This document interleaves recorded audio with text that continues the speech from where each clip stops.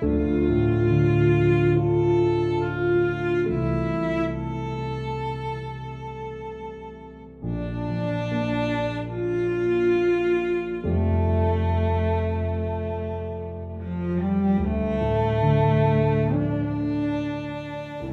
chers amis, permettez-moi aujourd'hui de vous parler de la gourmandise, que l'on traite souvent à la légère. C'est pourtant un vice bien répandu. Certains estiment que c'est une faiblesse bien excusable, un péché mignon, qui n'inquiète que pas la conscience. La gourmandise, c'est-à-dire l'habitude de dépasser en mangeant ou en buvant les limites du besoin naturel. La gourmandise est une vile passion, un affront à la dignité de l'homme et du chrétien. J'en profite pour vous parler de ce vénérable Mathieu Talbot, un Irlandais mort en odeur de sainteté le dimanche de la Trinité 1925. À 13 ans, il commence à boire un peu, puisqu'il déplaçait des bouteilles d'alcool pour un patron. Mais à 17 ans, il ne pouvait plus du tout se passer d'alcool. Sa mère était une femme très patiente, qui supporta des années ce fils alcoolique. Tout ce qu'il gagnait, il le dépensait pour boire, sauf quelques pièces qu'il donnait à sa mère de temps à autre. C'était pourtant un excellent ouvrier. Et l'alcool continuait à le dégrader chaque jour davantage. Il prit l'habitude de jurer, de parler grossièrement avec ses camarades, de faire la fête. Il espérait toujours rencontrer des camarades pour boire. Pendant plus de 10 ans, il vécut sous l'emprise de l'alcool. Il était saoul tous les jours.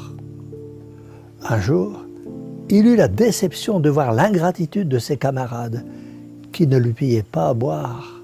Et cette ingratitude, lui fit chercher le chemin de la conversion.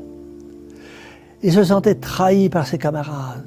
Il se souvint de cette phrase de ce grand écrivain Francis Thompson qui écrivait « Toi qui me trahis, tout te trahira ». Il eut recours à la prière envers la Vierge Marie et obtint sa conversion. Je pourrais vous en dire davantage, mais nous n'en avons pas le temps. Mais c'est un exemple que je veux donner à tous ceux qui vivent dans l'alcool, dans l'ivrognerie, l'intempérance n'étant pas chose rare.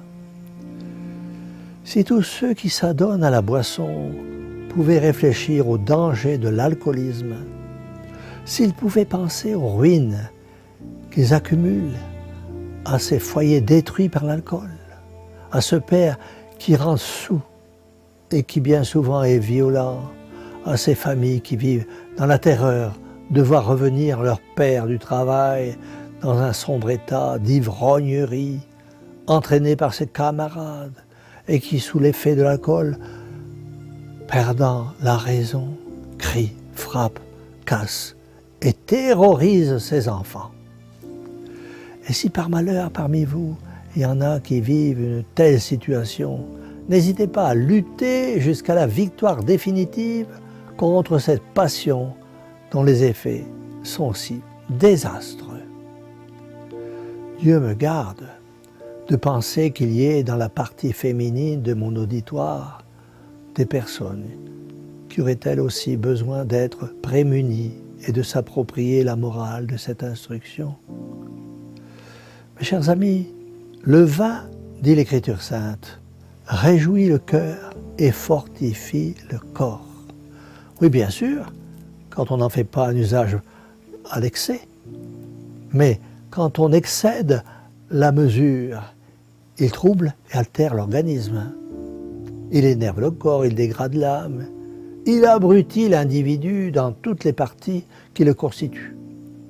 Pensons à ces jeunes et à ces moins jeunes qui se réunissent pour boire, pas par amitié vraiment, non, mais pour boire, pour ne plus penser à la réalité des choses, pour fuir les problèmes de la vie, ce qui n'arrange rien, bien au contraire. Que dire de ces gens qui, au cours des banquets, boivent à profusion et vont se faire vomir pour continuer à boire? Quelle misère quelle dégradation de l'homme et du chrétien! La science médicale nous dit que celui qui abuse de l'alcool détruit sa santé et se suicide lentement, mais infailliblement. Chez l'alcoolique, après le naufrage de la santé, c'est le naufrage de son âme, le naufrage de ses facultés intellectuelles, le naufrage de sa raison.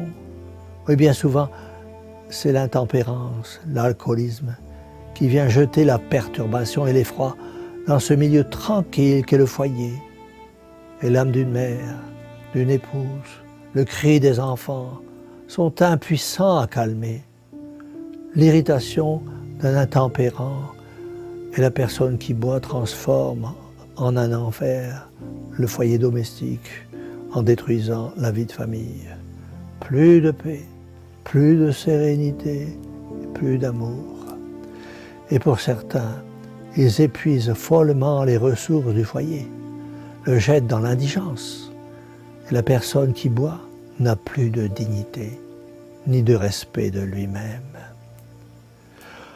On pourrait dire que l'alcool fait de nos jours plus de ravages que ces trois fléaux historiques, la famine, la peste et la guerre. Il s'est donc avéré que la personne qui boit ruine la vitalité physique d'une société et n'est pas moins vrai qu'elle ruine sa vitalité morale. Il est bon de redire que l'alcoolisme, c'est la ruine de la santé, la ruine de la raison, la ruine de la fortune, la ruine de la famille, la ruine des mœurs, la ruine de la société. Mes amis, en faut-il davantage pour vous inspirer l'horreur de ce vice? Et ne jugez-vous pas que ce soit avec raison que l'Église est inscrite dans la liste des péchés capitaux. Ayons donc grand soin de ne jamais tomber dans cette misère. Et comme Mathieu Talbot, qui fut un alcoolique invétéré pendant plus de 10 ans et qui s'est converti grâce à l'intercession toute puissante de la Vierge Marie, notre bonne mère, prions tous ensemble pour ceux que l'alcoolisme détruit et qui veulent en sortir. Pour eux et pour leur famille, dans la détresse, disons tous ensemble, cœur douloureux et immaculé de Marie, sauvez-nous et sauvez-les.